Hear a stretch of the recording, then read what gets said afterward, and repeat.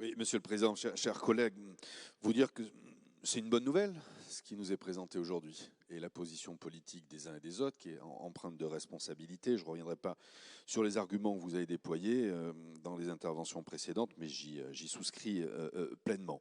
Donc c'est une bonne nouvelle pour notre ville, notre agglomération. Moi, j'ai souvent eu l'habitude de dire que le club des Girondins de Bordeaux faisait partie du patrimoine matériel et immatériel de notre région.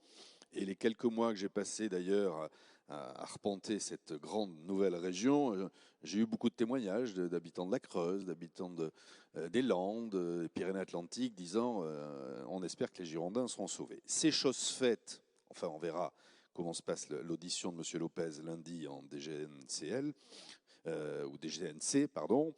Mais l'étape franchie aujourd'hui va dans le bon sens et je dois dire que la réactivité qui a été celle de Bordeaux Métropole est à relever parce que ça a permis aussi d'avancer dans ce dossier face aux contingences du gendarme du football. Donc moi je suis heureux que ce club soit maintenant repris, que l'on ait, et votre idée de pouvoir nantir les droits télé va dans le bon sens, qu'on ait un certain nombre de garanties qui pérennisent aussi l'avenir du stade.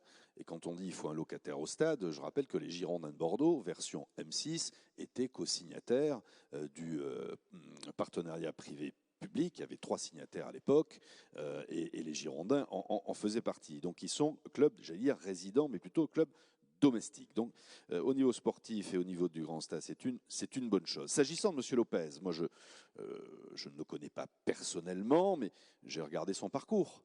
Il a réussi à Lille. Il a tellement réussi à Lille que ses partenaires financiers de l'époque ont réussi à l'extraire pour reprendre la main totale sur la gouvernance de ce club de Lille. Il a réussi. Lille a été champion de France cette année.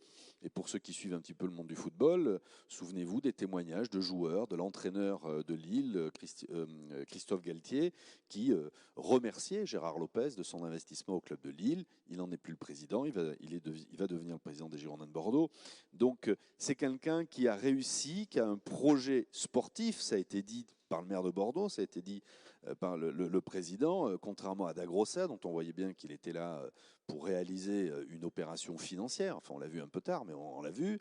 Là, Gérard Lopez, lui, il a un projet sportif. Il a un projet de développement autour du club. Et donc, moi, je lui fais confiance sur ce qu'il a réussi ailleurs. Il a réussi aussi dans le monde de la Formule 1, et il y a quelques années. Donc, c'est quelqu'un d'idoine et qui est un amoureux du football. Et enfin, sur les garanties, ça a été précisé par les uns et les autres, elles ne sont pas pires, elles ne sont pas meilleures que celles qui étaient précédemment présentées.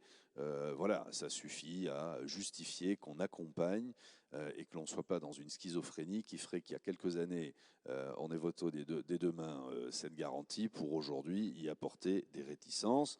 L'assiette de la garantie, on peut toujours spéculer dessus, mais la proposition qui est faite par Alain Anziani de demander un nantissement sur les droits télé va dans le bon sens. Et on verra bien si Gérard Lopez accepte ou pas. Voilà, donc moi je suis satisfait de l'issue. On a tous été inquiets il y a quelques semaines de l'issue de ce dossier. Et on souhaite plein de réussite à M. Lopez et à ses équipes lundi dans l'audition qu'il va suivre, enfin, ou qu'il va subir, ou qu'il va en tout cas exercer.